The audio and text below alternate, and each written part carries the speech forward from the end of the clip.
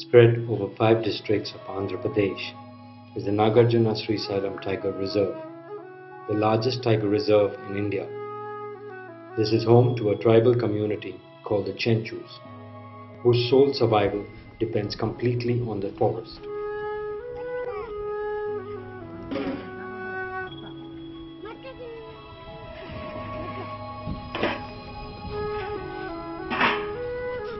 అడింపాల్సి మీద ఆధారం పడికి వేస్తాం, తేనెలు తీస్తాం, పొయ్యి గోందు, ఈ ఎండాకాలం వస్తే కూకుడుగాయలు తీస్తాం, ఈ ఎదురుగాడలు అవే ఇవి దొరుకుతాయి తెచ్చుకున్నాం. పొరకలు ఆడోళ్ళ మేము పొరకలకి వెళ్తాం, కానుగాయ కోతాం, పొరకలు తెచ్చి అమ్ముకుంటాం. పొరకలు తెచ్చి ఊళ్ళోనే అమ్ముతాం. ఇంకా ఈ కానుగ పలకంటే ఈ కూకుడుగాయలంటే స్టోర్కి పోతాయి. Chali Project 1 was introduced to the Chenchu community, which focused on sustainable honey harvesting and value addition to other NTFP products.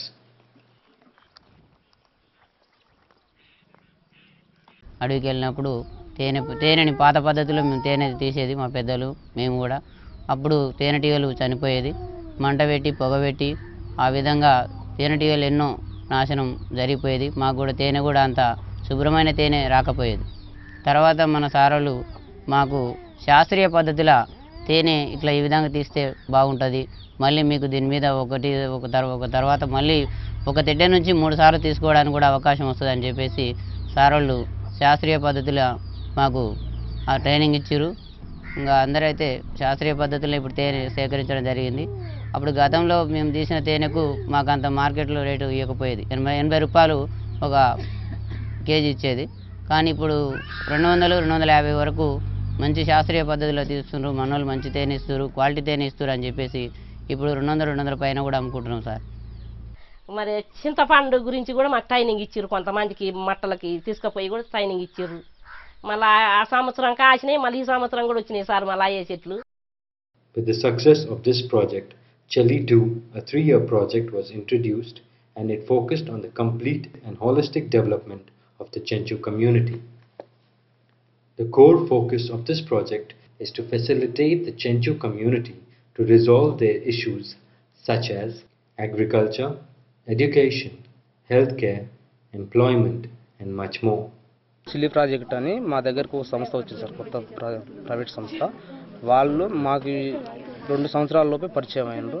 ఆ సార్ వాళ్ళు మా దగ్గర ప్రాసెస్ ఏం చేశారంటే, మీకు వాటర్ అయినా విండ్లైనా చదువుకున్న నిరుద్యోగులు ఉన్న వాళ్ళకి డ్రైవింగ్స్ కానీ లైసెన్స్ కానీ, అట్లాగే ఉపాధి పనుల జాబ్ కార్డు లేకపోతే జాబు, వాళ్ళ లిస్టులో పేరు లేకపోతే లిస్టులో పేరు, ఇవన్నీ కూడా మేము ఎక్కిస్తామని రాసుకపోతున్నారు. రాసుకపోవటం కాకుండా మేము చేపిస్తాం అనేది కాకుండా త్వరగా చేపించి మమ్మల్ని కూడా అక్కడ ఆఫీసర్ దగ్గర తీసుకుపోయి మమ్మల్ని కూడా పరిచయం చేస్తే మా సమస్య మేము ఇక్కడ మాకున్న సమస్య వాళ్ళ దగ్గర చెప్పుకుంటాం.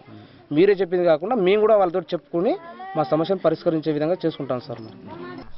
సార్ సెల్లు సంస్థ వాళ్ళు వచ్చి మాకు మీటింగ్ పెట్టిండ్రు. ఒకసారి ఈడ ఒకసారి పెట్టిండ్రు, బల్లె ఒకసారి పెట్టిండ్రు. 2 మీటింగ్లకే ఉండా. అయితే బల్లె ఈడ పెట్టిన మీటింగ్ ఏమన్నారు, మీ కరెంటు పిఓ కాడికి పోదాం, కరెంట్ ఇస్తాం, మరి అడవి హక్కులు మేము చేస్తాం, పని గురించి మేము మాట్లాడతాం, ఇటు అంగన్వాడీ టీచర్ గురించి మాట్లాడతాం, ఇవి మీకు ఆరోగ్యాల గురించి మాట్లాడతాం అని అన్నారు సార్. ఫారెస్ట్ పొలాలలో కూడా మా పొలాలే సార్ అవి మా తాతల తండ్రులు కొట్టుకున్న పొలాలే, మా తాతల తండ్రులు చేసిన పొలాలే అవి. ఇప్పుడు ఫారెస్ట్ వాళ్ళు చెట్లు పెరిగే వరకు మాయేనని వాళ్ళు అంటారు, కానీ అది మాయే. పొలం కానీ ఇస్తే తలా 2 ఎకరాలు కొట్టుకొని ఎట్నో ఒకట బతుకుతారు. ఒక 5 ఎకరాల పొలం మా నాయనకి ఇస్తే, మా నాయనకి మేము 3 అన్నల తమ్ముడు, మేము పంచుకుంటే మనిషికి ఎకరన్నర వచ్చింది. నాకు 4 కొడుకులు, మా తమ్ముడికి ఒక 4, ఇంకొక తమ్ముడికి ఒక 4. మరి 5 ఎకరాల పొలం మాకేమైంది సార్? వాళ్ళకు ఆ భూములు కూడా సరిపోవటం లేదు. సరిపోక ఏం చేస్తారంటే, ఇక్కడ 2 కిలోమీటర్ల దూరం అవుతుంది మనకు అడవి, ఫారెస్ట్ భూమి అది. ఆ రెవెన్యూ భూమిలో 60 ఎకరాల భూమి కొట్టుకున్నారు, దానికి పట్టాలు లేవు. వాళ్ళకు పట్టాలు ఇప్పిస్తే ఆ భూమి వాళ్ళు సాగు చేసుకొని, ఇప్పుడు మన రైతులు ఎట్లా బతుకుతున్నారో వాళ్ళు కూడా అదే లెవెల్లో ఎదిగి బతకగలుగుతారు. వాళ్ళు భూమి చాలా మందికి ఉన్నాయి, కానీ ఫారెస్ట్ భూమి ఇది, రెవెన్యూ భూమి ఇది, ఫారెస్ట్ అని చెప్పి చాలా మందికి పట్టాలు ఇవ్వలే. రైతులు వాళ్ళ మాదిరిగా మేము కూడా ఇంటి దగ్గర ఉండాలని ఎన్ని రోజులు కొండెక్కుతాం. అడవిలో పాము ఏంది, పులి ఏంది, ఎలుగుబంటి ఏంది, రైతుల మాదిరిగా ఏదైనా పొలం అంత ఇంత వేస్తేనే ఫారెస్ట్ భూమిలో రైతు మాదిరిగా ఇంటి దగ్గర ఉండాలని మేము అనుకుంటున్నాం. వ్యవసాయం చేయాలి, చేస్తే మనకింత పంట వస్తుంది. ఇంకా ఈ తేనెలు ఈ అడవిక వాసాలు అమ్ముకుంటే ఎన్ని రోజులు బతుకుతాం? అవి ఫారెస్ట్ పొలం మీరు చేయవద్దని అంటున్నారు. దాంట్లోకి పట్టాలు కావాలి సార్, మాకు పట్టాలు కావాలి, ఎడ్లు కావాలి. ఎడ్లు ప్లస్ మళ్ళీ ఇండ్లు లేవు సార్, మాకు ఇండ్లు లేక పూరు గుడిసెలలో ఉంటున్నాం. వాసాలు కుట్టుకొని గడ్డితో కట్టుకొని తడకలు కట్టుకొని ఆ ఇండ్లలో ఉంటున్నాం గుడిసెలలో. ప్లస్ కొన్ని ఎప్పుడో వెనకటి కట్టించిన ఇండ్లు ఉన్నాయి కానీ అవి సరిపోవటం లేదు సార్. ఎందుకంటే అప్పుడు తక్కువ ఉన్నది, గ్రామం తక్కువ ఉన్నది కాబట్టి అప్పుడు ఒక 4, 5, 20 మంది ఉన్నారు కాబట్టి అంతవరకు వచ్చిన ఇండ్లు. ఐటీడీ నుంచి ఇండ్లు కట్టిస్తే కూడా మొత్తం పలిగినాయి. వర్షాకాలం అయితే ఇంకా మొత్తం నీళ్ళే ఊడ్చుకోవాలి, ఒక పక్కన తూడ్చుకోవాలి, ఒక పక్కన పండుకోవాలి. చిన్నపిల్ల తలలు అయితే ఇబ్బంది. ఇంకా అడుగుపోతే కట్టెలు కొట్టుకొచ్చి గుడిసెలు కప్పాలంటే ఫారెస్ట్ వాళ్ళు పట్టుకుంటున్నారు. ఆ గుడిసెలకు కూడా గడ్డి కోయనియరు, కట్టెలు కొట్టనియరు, మాకేం లేవు. తానిక నీళ్ళు లేవు, ఏం లేవు. మంచి నీళ్ళే లేవు సార్ ముక్తానికి. ఇప్పుడు ఏంటంటే బోర్లు కొట్టడానికి పోతే మొత్తం వండు కడుగులే వస్తాయి నీళ్ళు. ఇప్పుడు సైవ కాడికన్నా ఇప్పుడు నల్లాలు రావాలంటే నల్లాల నీళ్ళ కడుకోవాలంటే వాళ్ళు గోళాలు మొత్తం నింపుకున్నాక పట్టుకొని పోరమ్మ మేము నెలకు డీడు కట్టుకుంటున్నాం నల్లాల గురించి, మీకు మా నీళ్ళ కాడికి రాకురి అని వాళ్ళు అంటారు. ఇప్పుడు ఆడ వాళ్ళు పట్టుకున్నాక మొత్తం పట్టుకొని ఈడికి పోవాలంటే మొత్తం వాళ్ళు పట్టుకునే వరకు నల్ల పోతుంది. మళ్ళీ మేము వచ్చి మళ్ళీ బోరింగ్ నీళ్ళే కొట్టుకుంటాం సార్. మేము ఇంకా బోరింగ్ నీళ్ళు కొట్టుకున్న వల్ల ఇంకా ఇప్పుడు మేము ఆ నీళ్ళు మొత్తం తాగే వల్ల ఇప్పుడు మాకు మొత్తం ఇది ఆ వండ అనేది కడుపులలోకి పోయి మాకు ఇంకా జ్వరాలు, ఇంగిటనే కురుపులు, ఇంకా అవి ఇంగిటనే జ్వరం పట్టుకొస్తుంది సార్. ఒక 2-3 బావులే నీళ్ళు పడ్డాయి సార్, మిగతా అన్నీ ఫెయిల్ అయిపోయినాయి. ఆ నుంచి బోర్లు అని ఎంత ఏ పిఓ వచ్చినా కూడా పిఓ సార్లు కాడిపోయినా పిఓ సార్లు ఈ బడ్జెట్ లేదా మీకు ఇప్పుడు ఇస్తేట్టు లేదు, అవి రాలేదు. ఐటీడీ నుంచి ట్యాంకర్ కట్టించినాం సార్. ఇక్కడ 2 సంవత్సరాలు అవుతుంది కానీ ట్యాంకర్ కట్టి నీళ్ళు లేవు. అందులో 2 సార్లు బోర్ వేసినారు, ఆ బోర్ కాడికి పోతామంటే అందులో నీళ్ళే లేవు బోర్లు కూడా. నది నుంచి వస్తే అప్పుడు సార్ ముసలి వాళ్ళకి అలాంటి వాళ్ళకి ఇబ్బంది సార్. ఆయన తీసుకురావాలంటే కిందికి దిగి తీసుకొని రావాలి, వాళ్ళకి ఇబ్బంది. వయసు వాళ్ళు అంటే తెచ్చుకుంటారు ఎట్లా అట్లా, ముసలి వాళ్ళు తేవాలంటే ఆడతారు సార్. ఇప్పుడు ముసలి వాళ్ళు ఉండరు పాపం, వాళ్ళు తెచ్చుకోవాలంటే ఎక్కడి నుంచి దిగుతారులే కానీ అక్కడి నుంచి ఎక్కడానికి చాలా ఇబ్బందిగా ఉంటుంది. పైప్ లైన్ వేసి నల్లలు పెట్టినా పర్వాలేదు, ట్యాంక్ వేసి ట్యాంక్కి నల్లలు పెడితే మేమందరమైనా క్యూ ప్రకారం మేమందరమైనా పట్టుకొని మేము జీవనం గడుపుకుంటాం సార్. మరి గర్భాస్తులు సార్ మన ఇక్కడ మంచి పౌష్టికాహారం ఇస్తామన్నారు. అది కూడా మన ఐటీడీ నుంచి ఇస్తారు సార్. చిన్నపిల్ల తల్లులకి ఇస్తారు. ఇదేందో సన్న బియ్యం, గుడ్లు, మంచి రవ్వ అవి మొత్తం ఇస్తారు సార్. ఒక 2,000-3,000 కట్ట పంపుతారు. ఇంకా గర్భిణీ స్త్రీలు, ఇంకా బాలింతలు ఏదైనా ఆరోగ్యం ఇబ్బంది అయితే మేము మనూరు నెలలు అచ్చంపేటనే వెళ్ళాలి. ఊరికి దగ్గర ఏమి లేదు, ఇంకా వేరే ఊరికే వెళ్ళిపోతాం. కాన్పులు అయితేనే అచ్చంపేటకు. ఆరోగ్యానికి అంబులెన్స్కి ఫోన్ చేస్తే కూడా టైంకి రాదు. ఎవరన్నా ఏ రాత్రి కానీ ఆ రాత్రి అంటే ఆటోలు మాట్లాడుకోవాలి. నాకు ఈయన్నే పిల్లపత్రం మళ్ళీంది, ఒక కాలు బయటకొచ్చింది అంతే. ఆ కాలు బయటకొచ్చింది ఎవరికి సుల్లి అనమాట. అయితే ఆ పిండం తిరగాక ఇట్లా అడ్డం తిరిగి కాలు చేసింది. లింగాల ఆసుపత్రికి వేసుకుపోయినా. లింగాల ఆసుపత్రికి వేసుకుపోతే పిల్లగాడికి పనంతటే ఉన్నాడు కానీ నొప్పులు లేచి వరకు కడుపులోనే చనిపోయింది బాబు.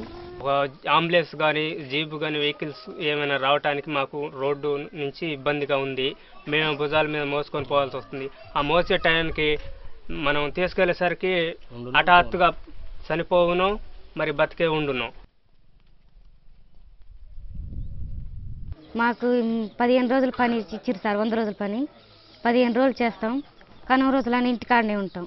అదే మిషన్ ట్రైనింగ్ అన్న, చీరల మీద పూలేసేది, బుట్టలల్లని ఏదన్నా ట్రైనింగ్ ఇస్తే మేము నేర్చుకొని బతుకుదేరు చేసుకుంటాం సార్. 10 మంది ఉంటాం మేము. 5 ఏమో ట్రాక్టర్ నేర్చుకున్న వాళ్ళు ఉన్నారు. కొంతమంది 10th క్లాస్ పరీక్షలు రాసినారు. వీళ్ళకు మాకు ఏదైనా వాచ్మెన్ కానీ అటెండర్ కానీ ఏదైనా చిన్న ఇప్పిస్తే మేము దాన్ని వినియోగించుకుంటాం సార్.